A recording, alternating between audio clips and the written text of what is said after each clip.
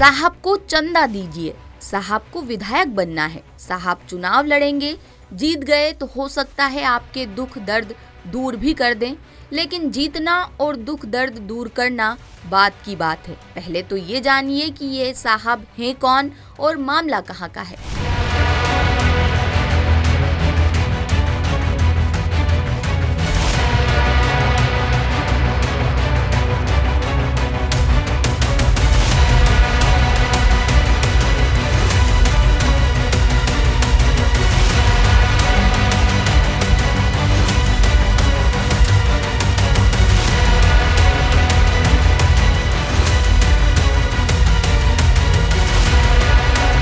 पूरा मामला रायपुर के गुड़ियारी में मौजूद CSPDCL मुख्य अभियंता प्रोजेक्ट कार्यालय का बताया जा रहा है और वीडियो में दिखाई दे रहे अधिकारी की पहचान मुरली मौर्य के तौर पर हुई है। वे वहां कार्यपालन अभियंता यानी एग्जीक्यूटिव इंजीनियर के पद पर तैनात थे। मुरली मौर्य का जैसे ही ठेकेदार से नोट लेते हुए वीडियो वायरल हुआ, साहब पर गाज गिर गई। अंदरूनी सूत्रों के मुताबिक मौर्य को तत्काल प्रभाव से सस्पेंड कर दिया गया है। जिस केबिन में नोटों का लेन देन हो रहा था वो सीधे चीफ इंजीनियर के कमरे से सटा हुआ बताया जा रहा है, यानी बड़े अफसरों के नाक के नीचे ठेकेदारों से खुले आम रकम वसूली जा रही थी। दावा है कि वीडियो में दिख रहा व्यक्ति बिलासपुर की एक बड़ी कंस्ट्रक्शन कंपनी का ठेकेदार है। आरोप है कि नए काम दिलाने और पुराने बिल क्लियर कराने के बदले उससे मोटी रकम ली जा रही थी।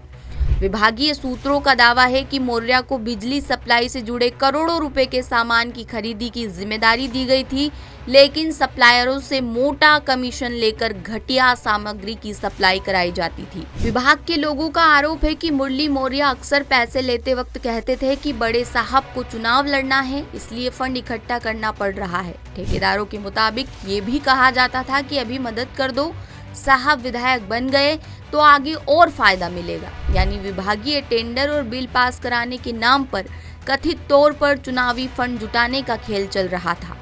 बता दें, मुरली मौर्य का नाम कोई पहली बार विवादों में नहीं आया है।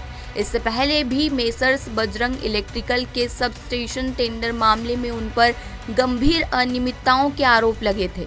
जांच समिति ने उन्हें दोषी भी माना था। इसके बाद उनका ट्रांसफर सुदूर पंखाजूर कर दिया गया था, लेकिन विभाग में चर्चा है कि रसूख इतना मजबूत था कि वे रायपुर से कार्यमुक्त ही नहीं हुए। आदेश जारी हुआ, लेकिन साहब राजधानी में ही जमे रहे। इसी मामले में तत्कालीन मुख्य अभियंता राजेंद्र प्रसाद को हटाकर डंगनिया की लूप लाइन में भेज दिया गया था। विभाग के अंदर अब सवाल उठ रहे हैं कि आखिर किसके संरक्षण में मौर्य लगातार बचते रहे। बहरहाल अब सबकी निगाहें इस बात पर है कि सरकार सिर्फ एक अधिकारी पर कार्रवाई कर मामला शांत करती है या फिर पूरे नेटवर्क की जांच होती है।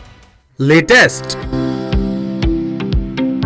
इन्वेस्टिगेटिव और इन डेप्थ खबरें देखने के लिए ज्वाइन कीजिए द सूत्र का व्हाट्सएप चैनल, सब्सक्राइब कीजिए यूट्यूब चैनल, लाइक कीजिए फेसबुक पेज और पढ़ते रहिए www.daसूत्र.com।